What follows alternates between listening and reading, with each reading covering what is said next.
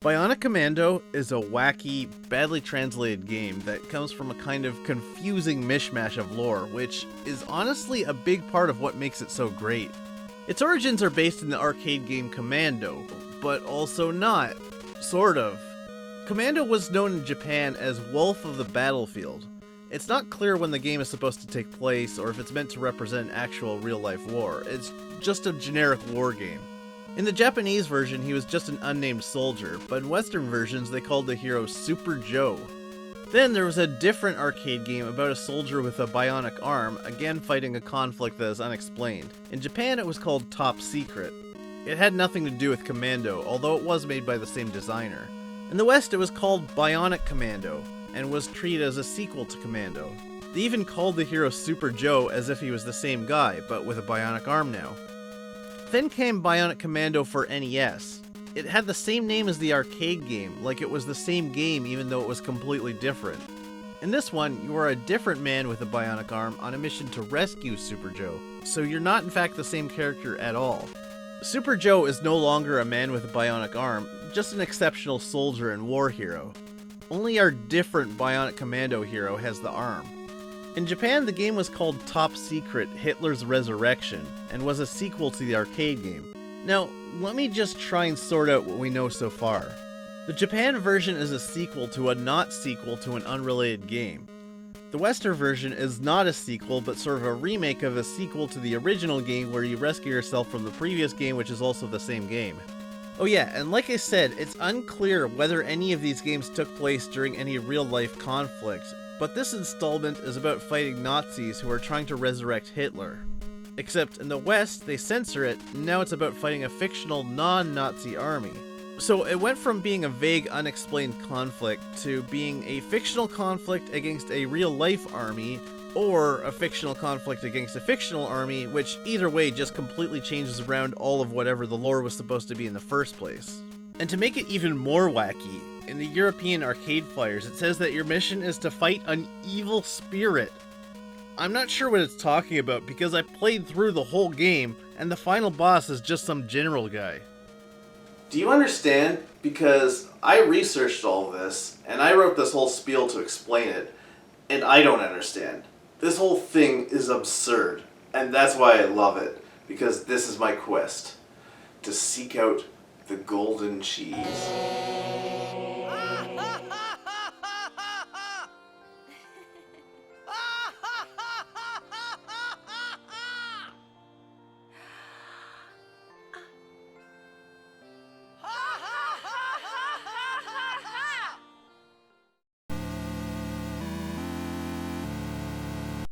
Today's expedition takes us to a fictional country, I don't know, somewhere in Europe probably.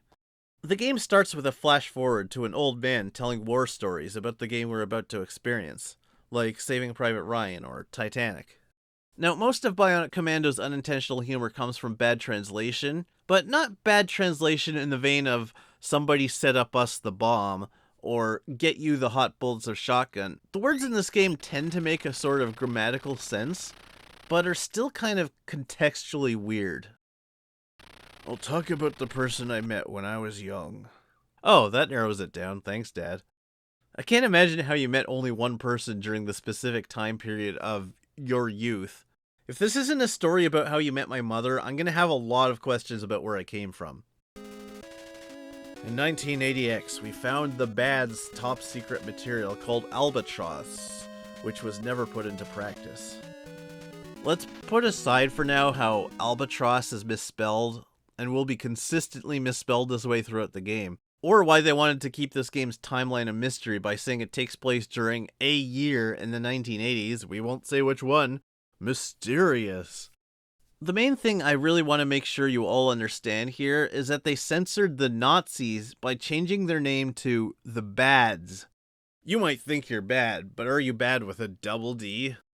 They sound less like a hate group and more like a mid-tier opponent team in a Nintendo sports game. That's why they had to remove the S from Albatross. It was so they could give bad its second D, otherwise they would be too powerful.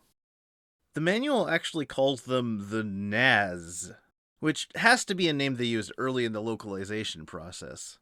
Obviously, we can't call them Nazis, so I figured we'd just remove the I at the end and double the Z, and no one would know the difference. That's no good. Still looks like Nazi. It's legally different enough that we won't get in trouble. I don't want any angry letters. Just change it to, I don't know, make up a word that means bad guy, like bad. Sure, we can do that. What's wrong? You didn't already put that in the manual, did you? Did you put Naz in the manual, Jerry? Imperial Forces Generalissimo Kilt has seen the plan. Hold on. Generalissimo Kilt? His name is Kilt, but with an extra L for kill. Ooh. So far, all we know about these goons is that they like adding superfluous letters to their names to sound cool. I think the English localization writer overheard their 9-year-old son playing toys with his friends and named his bad guy toy General Kilt. And his dad said, "That's perfect." Wait, no. Generalissimo Kilt. This is not a guess, this is a hypothesis. Anyway, Super Joe was sent to stop the Imperial force and disappeared. And now we can jump back in time to when this weird old fart was a strapping, handsome young fart, as we step into the boots and neon pants of a lone hero sent by the Federation to go rescue him. And we do so via helicopter rides across very specific designated lanes. Where we're going, we actually do need roads for some reason. Meet our hero, Rad Spencer. Look how rad he is. Sunglasses, spiky hair, robot arm, what a rad fellow. He shoots bads and doesn't afraid of anything. When enemies are defeated, they of course drop bullets, which are experience in this game. Collect enough bullets and your health bar increases. Okay, fine, it's an abstraction. Although it would be pretty funny to imagine our hero making a suit out of bullets that makes him tougher. Aside from shooting guys and metal arm parkour, your skills include infiltrating radio towers, where you can either communicate with allies or wiretap to listen in on other calls. I guess they couldn't find a way to fit such long words on the screen in one line though. No, there's not any single way they could have approached this better. Perfect. Blah blah, boring mission, whatever. Let's listen in on the bads. Maybe we'll learn something important. Commander, beware of the elevator. Now we have you. This is the very first time you listen in on a call. Without additional context, I assume you came in at the end of some kind of elevator-related sting operation. I'm not sure if this is ever explained later in the game. If it is, the explanation is so broken I couldn't tell it from any of the other inane nonsense. There's a second radio tower in the first level, and this provides us with much more important information. Area 4 is an arsenal. Maybe we can find a good weapon we can use. Like an elevator, maybe? Elevator is a pretty good weapon. By the way, there are 4 different communicator devices that your character can equip, and the only difference between them is that you use them for different areas. If you use the wrong communicator with a wrong radio room, instead of the normal dialogue, you just hear this. Ga ga ga. I guess I accidentally tapped into one of the bad's baby monitors. The control room of the first area is guarded by this angry guy who boasts, "So you think you can destroy the main system? You have no chance." No chance at all. Well, good effort anyway. You worked hard to prevent me from destroying the main system. We've obtained energy recovery pills. Interestingly enough, these energy recovery pills look a lot like some kind of potion. Since this game's story is being told by an old man, we can assume there's a little bit of embellishment, I guess. Or maybe he got confused because he had to take his pills during his ramblings, and they somehow became part of the story. Where was I? Oh yeah, pills. Yeah, we had to take these pills that made us recover our energy. But in 1980X, they came in these big green flasks and you drank them. Give me a big old flask of pills, we'd say. And Ronald Reagan himself would sometimes show up, and one time he put on his big old pair of dancing pants. You might have noticed on the map screen there are different colored squares. That's because not all of the areas in this game are war zones. This is a neutral area. All acts of hostilities are prohibited in this area. If violated, you will be attacked.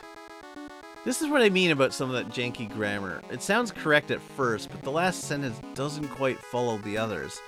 If violated, if what is violated? If acts of hostility are violated? Does it mean that if I am violated, I will be attacked? That's actually very sadly accurate. Okay, moving right along. How about them turbo graphics? These guys in white are there to ensure this town remains neutral and conflict-free. If you fire a shot, their armies will literally drop out of the sky to attack you. Nintendo Switzerland apparently has these planes full of paratroopers constantly in the sky, so they can respond immediately if someone tries to war in their Switzerlands. This has no long-term consequences. You can come in and shoot up the town, kill a bunch of these neutral soldiers, and escape, and if you return, everything is fine again. But this is nowhere near as funny as just following the rules and having conversations with enemy soldiers who are not allowed to attack you. What are you doing here? I'll take care of you. I guess he decided not to take care of me. Hold on. Come back, sir. You were gonna take care of me, I believe your words were. What are you doing here? I'll take care of you. Yeah, sure, I would beat you up, but Mom says I can't. Typical neo-bad. Some of my allies are here in town too. And this fine gentleman. Maybe he can help me. Super Joe.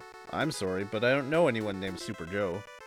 Listen, Mac, we get a lot of types around here. Just last week we had Amazing Frank and Fantastic Susie passing through. We're still on the lookout for Stupendous Charlie. He still owes me and Tremendous Dave $5 and a flask of pills. Like every neutral town, there's a small building you can go inside that, for some reason, has a deadly spike pit in it. For neutrality purposes. I guess this guy doesn't talk. Good thing they put him in the game, though. He really adds something. There's actually also a third kind of stage. See, when we fly along these paths, these enemy patrols sometimes intercept you. I'm not sure why you have to drop down out of the helicopter to fight them. Maybe shooting at them from a helicopter is cheating. This is a throwback to Commando, which, again, depending on what part of the world you're in, is either the prequel to another version of this game, or is a completely unrelated game, but I guess now they made it related. And this is in Japan, where the game was actually made. This is like watching a chicken and an egg having a time travel battle.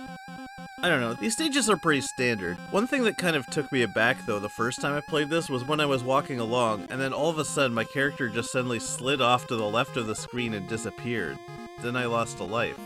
Now, this was absolutely my fault, and a closer look makes it pretty obvious that Red Spencer just fell off a cliff. So losing a life would make sense. Maybe I was just thinking it was just like Commando, which doesn't have cliffs you can fall off. This didn't even look like a cliff edge to me, it just looked like a wall. And the falling animation is just him sliding sideways. I was so confused. You can laugh at me, I just think it's funny how that happened, and I hope you can at least appreciate my confusion. Now on to the next area, Area 4. I have no idea who numbered these areas, but I suspect they designed Toronto's subway system. Honestly, Super Mario 3 could have learned a thing or two from this game. You're a fool if you think I'll let you have any weapons. Prepare to meet your doom. Aww. You know, I signed on for a rescue mission, but all I seem to be doing is dropping into random enemy bases and blowing up their computers. Well, we've reached another neutral area. Let's see what we got here. Out of the way. Here comes the leader of the Imperial Force. Make way for Mr. Kilt. FF Battalion, a dog of the Federation. I'll teach them not to mess around with us. If they don't want to shorten their lives, they'd better be quiet. Ah, the silver-tongued Generalissimo Kilt, making one of his daily Twitter rants. This time he seems to be threatening the army that he's fighting a war against because they're making too much noise. Are you from the Federation? I'm a spy for the Federation. I just saw that Joe was taken away. They headed towards Area 8. Welcome to McDonald's. Hi, can I get a quarter pounder meal, please? Are you from the Federation? I'm a spy for the Federation. Can I interest you in any spy secrets for the Federation?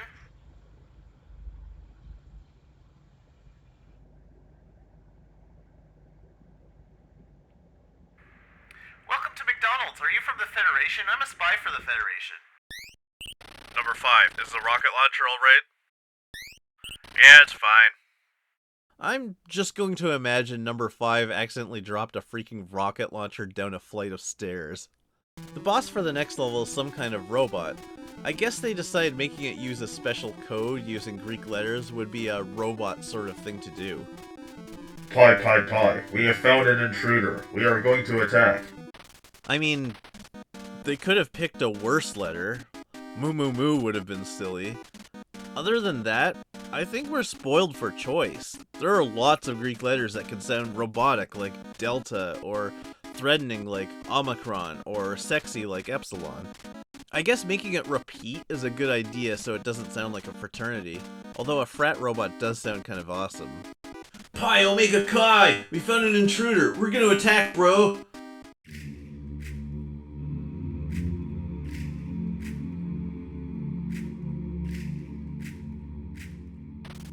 I mean, I'm assuming it's the Greek letter pi. It could be pronounced PPP, and I can't decide which is sillier. Oh, did I mention this line gets repeated throughout the game?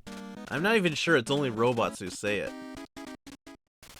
We've obtained rocket launcher, which according to number 5 is alright.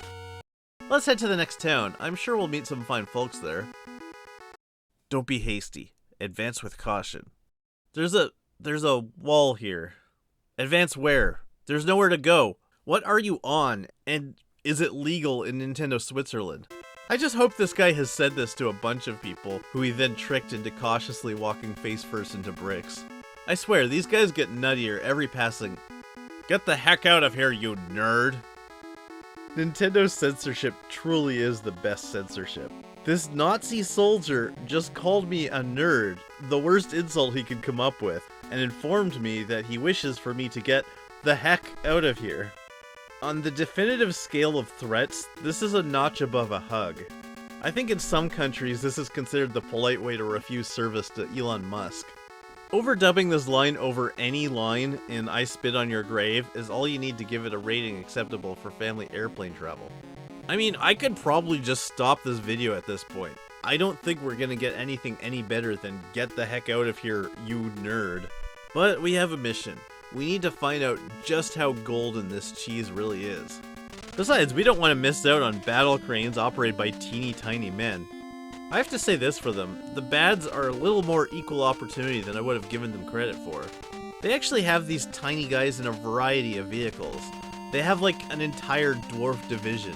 And knowing they're Nazis, they probably have a way more offensive name for them than the one I just came up with. But knowing they're Nintendo-approved Nazis, they must have a cute name for them, like the Shorts. Excuse me, where's the garbage dump? You imbecile! How long have you been in the Force? It's in Area 9! Keep it in mind! See, this is why Grand Moff Tarkin lost the Battle of Yavin. None of his stormtroopers knew where the garbage dump was. The reward for this next level is Pendant. We've obtained Pendant. It's actually a bulletproof cross. Put it around your neck and it blocks one bullet. Just one. Simpsons did it. They did it 7 years later, but they did it. The cross actually regenerates after every level. Or maybe Red Spencer rebuilds it after every stage while sitting in the helicopter with nothing else to do. In this next area, we have rat-eating plants and giant bulletproof spiders. I don't know why this took me aback. Despite the fact that we're a man with a bionic arm on a mission to defeat a robot army trying to resurrect Hitler in the 1980s, I was not prepared for some kind of fantasy island full of deadly super plants. It's like if Godzilla showed up in the middle of Indiana Jones. You transported Joe? Yeah, over to disposal area. Heroes always look good. Because as Vega taught us, handsome fighters never lose a battle. Where did that come from? Heroes always look good? What are you even talking about? I wonder if this is some kind of weird profiling technique these guys use. We better warn that spy for the Federation to get out now before one of the bads realizes he's too good looking to be on their team. Pie, bruh! Let's get that nerd the heck out of Triple Pie! We've obtained Rapid Fire Device. Oh look, we found a device you hook up to a regular rifle that makes it shoot slightly faster. Note that this only works on the very first weapon you have in the game, so this is a fantastic accessory if you feel like using a slightly faster rifle, but didn't want to equip the machine gun for some reason. They gave us a bump stock that only works on the suckiest gun. Except, it doesn't look like a bump stock, it looks like some kind of outer space torpedo. What am I looking at? What is this piece of technology? If I was told to attach this to a gun, I wouldn't have any idea how unless it was to turn it into a sex toy. So, on to the next area. You don't have enough power. Oh. Our helicopter is not powerful enough. Do we need to refuel the helicopter or something? Does it need to be repaired? No, it still works. I can still fly everywhere, except along this particular path. I'm just gonna assume this means we don't have enough fuel to go across this very long diagonal segment. It sort of makes sense that way. So, how do we upgrade the helicopter? The answer is, we don't. We just have to find the next communicator device, and our helicopter is now consequently powerful enough. Is this correlation or causation? It's not explained. Honey, look, I bought a VCR and now my car is a hovercraft.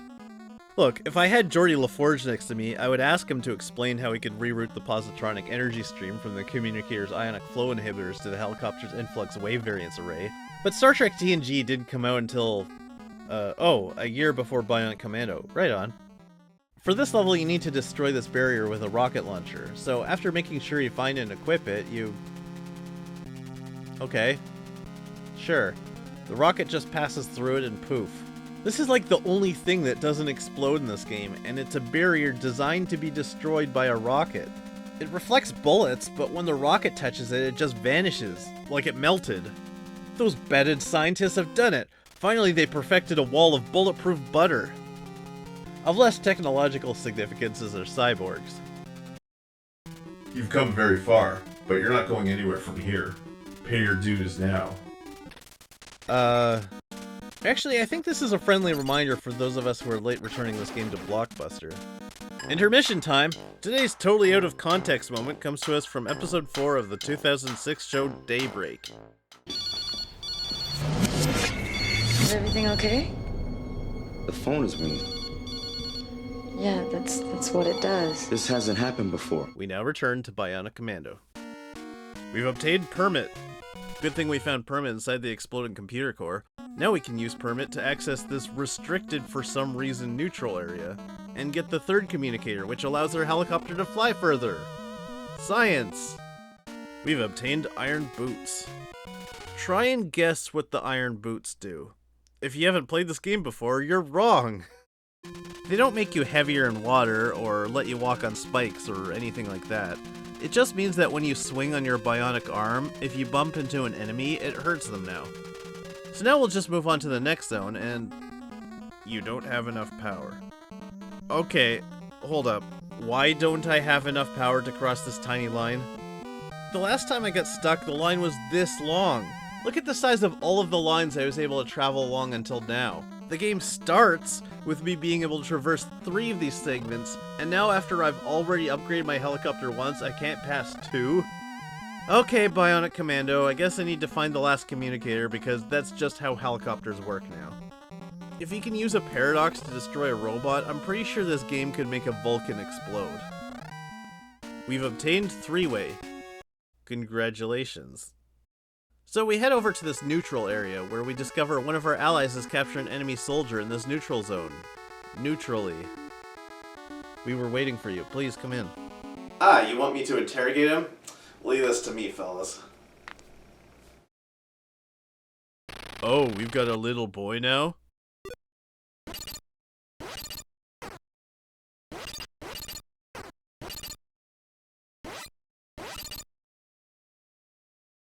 Okay, I'll talk.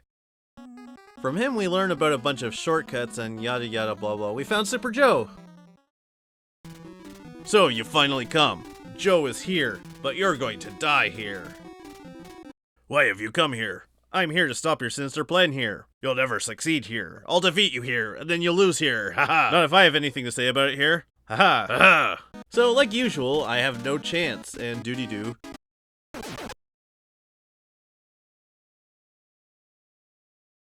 Mr. Joe, I've come to rescue you. Mr. Joe? Hold on. Mr. Joe. So his last name, canonically, is Joe. And his first name is Super. Okay. His parents, Daniel and Harriet Joe, named their son Super. How am I supposed to make fun of this? You can't exaggerate something that's already the dumbest thing you've heard today. I can't make a joke. The joke's right there. It's all done. Drink your chocolate Ovaltine. Thank you. I'm sorry to cause so much trouble, Captain. Something terrible is going to happen.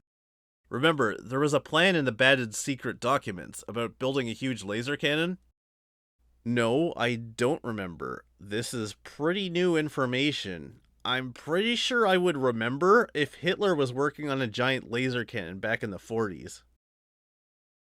The Empire is trying to accomplish what the Batteds couldn't do. However, they cannot complete this project because the person with the key knowledge is dead. His name is Master D. Oh yeah, that's what they call Hitler in this game. Master D. Go ahead and get all your sex jokes out there. Master D, more like Master B. I bet he did master the D. Yada yada butt stuff. The thing I want to really harp on though is that Super Joe felt the need to explain to me who Hitler was. I'm a super soldier on a secret mission to rescue you from Nazis, and you think I might not have heard of Hitler. To finish the project, Kilt is trying to resurrect him, but has been unable to do so. You probably already guessed this was the plot since I already told you the Japanese title of this game is Hitler's Resurrection. But yes, the Bads are bringing Master D back to life because they can't figure out how to make a big laser gun without him. Not his scientists, Master D is the only person that knows how to make a laser really, really large. Captain, we must stop him before this project gets too big. Command, this is Captain Spencer requesting further instructions. This project, it's gotten big. Up until now, they were only bringing Hitler back from the dead to build a superweapon to take over the world, but what if things get out of control? I'm going to Area 12 now. Can you fight with me? I've given a special machine gun to a man called Destroyer 3 in Area 18. You should use that gun. People in this universe are named Super Joe and Generalissimo Kilt, so I'm not even surprised that some woman named her 3 kids Destroyer 1, Destroyer 2, and Destroyer 3. I mean, I'm assuming these 3 guys are brothers. Maybe not. Maybe it's just when they enlisted, they had their names legally changed to Destroyer, but the courts had license plate rules, and they can't all have the exact same name. I thought you're supposed to put the year you were born at the end. Did you try Destroyer with an underscore? I am Destroyer 1. Do you have any need for a machine gun? I am Destroyer 2. Do you have any need for a machine gun?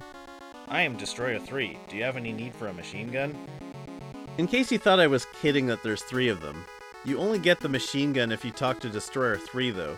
The other 2 are decoys, I guess? Brilliant plan to hide your secret machine gun by loudly announcing you have it to everyone who talks to you, but if they talk to the wrong person they get tricked and there's nothing there. I'm surprised they still have it, because 33% chance everyone they talk to walks away with a machine gun because they accidentally broke the code. Anyway, I know to talk to Destroyer 3, and only Destroyer 3, so now I have a machine gun. Ho ho ho. You're my 100th opponent. I'll take good care of you. Yeah, your friends already called me a dog and a nerd because they know they can't attack me in this neutral town, so I'll just— Hey, what? We're allowed to just attack each other now? Oh, I guess not if I do it. I guess these so-called neutral zones only allow the bads to attack people. Up until now, they all must have just been too polite to stab me. Well, it looks like if I don't shoot, it technically doesn't break the rules of the zone if I just smack him off a cliff with my robot arm. Yeet! Turns out it wasn't discrimination. You just need to learn what type of murder is acceptable. Go ahead, shoot me. Okay, usually these guys don't invite me to kill them. Oh, this isn't a trick or anything. You actually can shoot him. It doesn't read like he's suicidal or taunting me. He just said, "Hi there, you can shoot me," and so I do, and the game continues on. Okay, dude. You do you.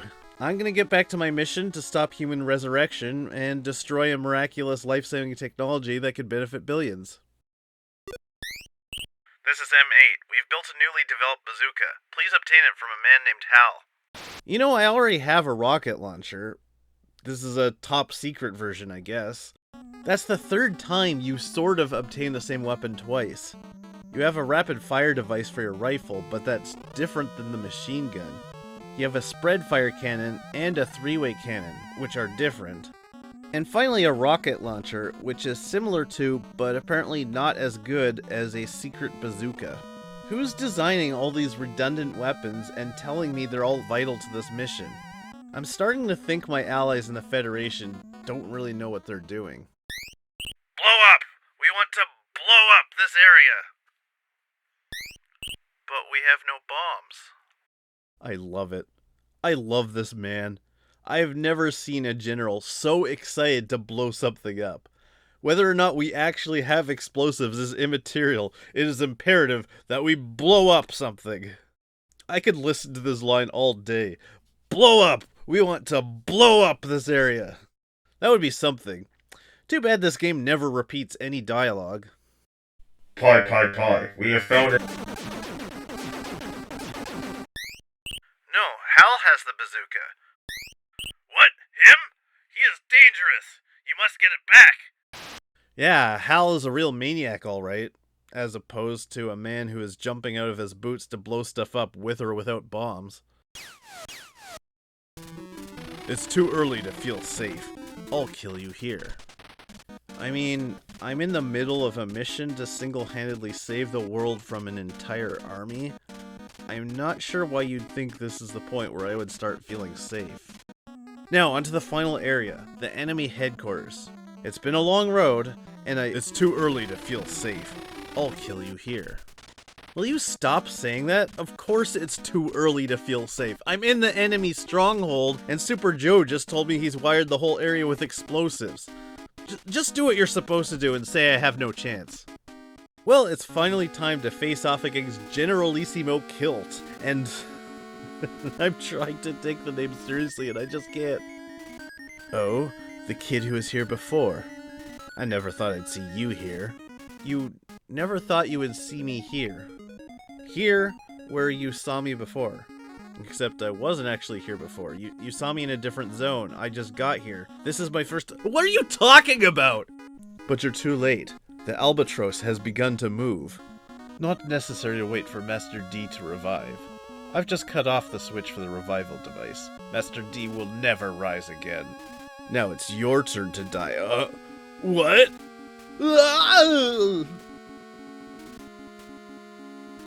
I know this is confusing, so let me try and break this down as best as I understand it. They needed Master D to build the So they invented a machine to bring him back to life, but then they figured out how to build the albatross without him, so they don't need him after all, so they just turn this device off that they spent all this time building. Except it's too late, and Master D is already alive, and has apparently learned Force Lightning while he was in there playing possum, possibly for days. And, oh yeah, they stopped even trying to hide the fact that this is Hitler. You woke me from a long sleep! Now I have no more use for you! I'll take over your army and rule the world! Oh, great. I guess we have to kill Hitler again. I'm so tired of killing Hitler. Everywhere I go, it's kill Hitler this, kill Hitler that. What, you're going to fight against me? You damn fool! Nintendo? You forgot to censor Hitler, and then you forgot to make him not swear. Can I remind everyone that this is the same game as Get the Heck Out of Here, you nerd? The censorship is getting weirdly selective. If that's what you want, I'll show you the horror of the albatross! Oh, and it turns out Albatross is actually some kind of airship. I thought it was a giant laser cannon. Nope, it's an airship now. And again, they needed to bring Hitler back from the dead in order to recreate plans drawn up from before Tupperware was invented. I don't know if anyone noticed this, but aircraft technology has kind of improved in the 40 years between World War II and 1980X. And I know I keep hammering on it, but it's so funny to me that it wasn't a team of engineers. Hitler himself was apparently building this giant thing on his own, and was the only one who knew how it worked, and they had to build a machine that defies all known laws of nature to bring him back to life to build it, and then at the last minute just said, never mind, we figured it out. Yoink! So now we have to take on this great and fearsome aircraft that was the entire focus of this regime's greatest plan 40 years in the making. Behold, an airship so powerful that a single guy on the ground with a metal arm and a machine gun can destroy the whole thing in a couple of minutes. Oh, hi, Hal. I'm Hal. Master D is leaving. I won't last long. No, not Hal! Why did it have to be Hal? He truly was the person I met when I was young. I take this bazooka. Oh no, I get it. He's telling me to take the bazooka. He just accidentally addressed himself, as one does. Go get him. There's a chopper down here. Aim at the cockpit as you jump. You can do it. Okay, so all I have to do is take this secret bazooka, which would have been really helpful a minute ago against the mechanical genocide bird, and blow up Hitler through the canopy of his helicopter.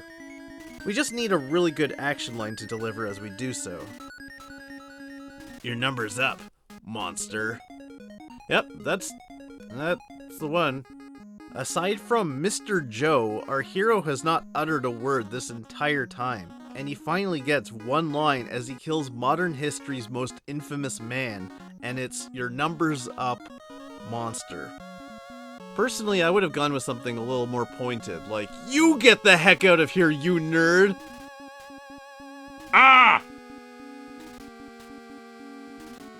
I guess the censors were so tired from penning banter about heckin' nerds, they forgot to censor Hitler's face bursting apart. It's like someone taped over the end of a G.I. Joe episode with that scene from Scanners. Surprise, kids! Blah! And that's how we won the Battle of Berlin. Side note, did you know that when Alfred Hitchcock made the movie Psycho, he had to fight the censors because he filmed a toilet being flushed? They were okay with a naked woman being stabbed to death in a shower, but not a close-up of water swirling. If I had the Bad's resurrection machine, I would bring Hitchcock back to life and show him this game just to see him scream. This base will explode in 60 seconds. Evacuate right away. So, in the spirit of every Metroid and the occasional every other game, we now have to escape before the whole base explodes. It's too early to feel safe. I'll kill you here. You know, it took them 3 tries, but the line finally actually makes sense. The mission's over, and we just need to get out, and that's when we're told it's too early to feel safe. The other 2 guys who said it must have accidentally taken this guy's script. Oh, except there's a typo. But not when the first 2 guys said it. That means this is a different data string. And that means for some reason they actually went to the bother of writing out the exact same dialogue again for 3 totally different characters, and it wasn't even to save space. Well, I'll tell you, this threat would hold a little more weight if you actually had to fight him, and can't just continue climbing as if he isn't there. So, Rad Spencer and Super Joe escape from a barf bags akimbo that is a big explosion. Based on the size of the buildings, I'd say this explosion is, what, 40 stories high? Did that general finally get his hands on enough bombs to live his dreams? Just because we had to fight Hitler again doesn't mean we had to end this the way World War II ended. I think the amount of flame generated could provide enough thrust to propel the Earth like a freaking rocket ship. This is Lad. Our mission accomplished. Super Joe is safe. We are returning now. Oh, my apologies. This whole time I was calling you Rad Spencer. Now I know your name is Lad. Nice work defeating the Bads, lad. Battle has ended, and we have a new hero now. I was feeling different as I received the blessings from comrades. Staff. Oh! Okay, I thought you were going to elaborate on that. No, we're just going to go to credits? That's what we're to take away from the whole experience then. It made you feel different. Well, that's Bionic Commando. I rate this game at... Oh! We're not done. There's an after credits scene. Now, so much time has elapsed, and I'm old now. I think it's time for me to tell you the whole story. I hope this story will be told for a long time. 2010-8-2, Joe. Oh, so it was Joe telling the story this whole time. Even though 90% of his story was him waiting to be rescued in a garbage dump. Good story, Dad. Thanks for watching. I rate this game a Swiss cheese out of 10.